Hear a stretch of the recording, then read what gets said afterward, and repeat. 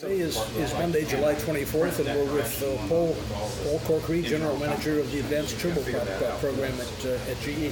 Thanks for being with us, Paul. Sure. So, first of all, a quick program update on where we're at on the ATP. We're thrilled about this. We're pencils down on the design. We're running subsystem level tests, so we're on track to run the first engine by the end of this year. We're thrilled about it. Some of the key technologies that we're bringing into this engine are, number one, the variable geometry on a compressor, the higher firing temperature, the cool turbine blades, and really the centerpiece is the control system. So what that does is it gives us about 15% better fuel efficiency over the flight profile, as well as other things like the integration into the system and the pilot simplification through the FADEC. So that's where we're at.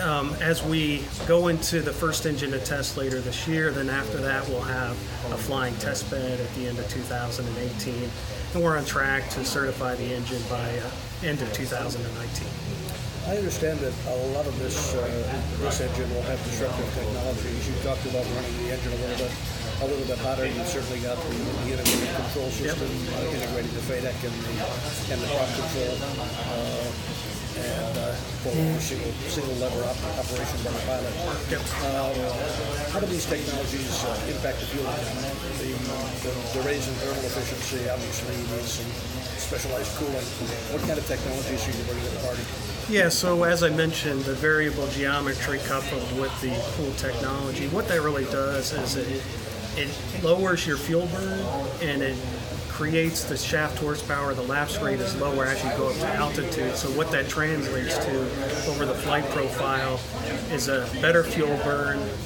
You maintain the horsepower so you can use higher payload and you can have longer range on the plane.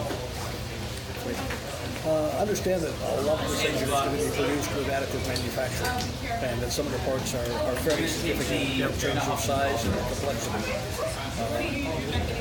Given today's state of additive, you've got some great machines, or you figured the magic of speeding up additive? Look, we're thrilled about additive. One thing we've done with additive on this machine is we've taken about 830 parts and condensed those down to about 12 parts on this machine. What that does is it helps us with weight. It closes our design cycle, makes it quicker, and also helps us as we move forward.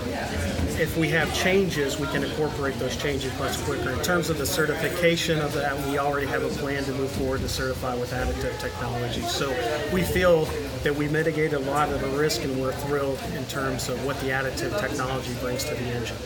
Moving 830 parts down to 12, what does that do for maintenance on the engine? Does that simplify things, or? Much simpler, much simpler. Of course, if you lose one of those 12 parts that replaced 800, it's going to be a little more expensive. Well, no, what it does is actually reduces complexity, because instead of having wear surfaces and a lot of interconnection, you're doing it in one part.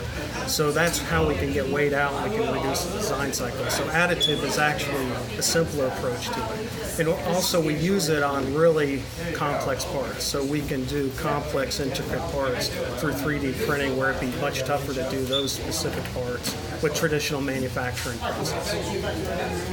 Given that the whole design of parts for additive has to be different because you're thinking of building up rather than cutting blocks of metal down, have you come up with some innovations in terms of the shape and size of parts that are being used in the engine?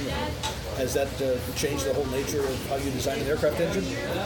Well, what it does is we do a cost trade-off. We look at each part and say what's the best way to produce this parts, and as I mentioned with additive, the more complex, the more intricate the part, the more the concavity and the shapes that you have, the additive applies much better. So, and it helps us again get the weight out and reduce the design cycle in parts that the traditional manufacturing process would be much more difficult. In terms of airflow through an engine, if you use traditional mating of parts, no matter how close you get it, there's still a little bit of a seam or a little bit of unevenness. With additive, you smooth that out. Does that provide additional efficiency in terms of the engine performance? Well, what it does is reduce complexity. As you mentioned, it gets rid of wear surfaces. If you take 800 parts and get it down to 12, you have less parts that are being mated up.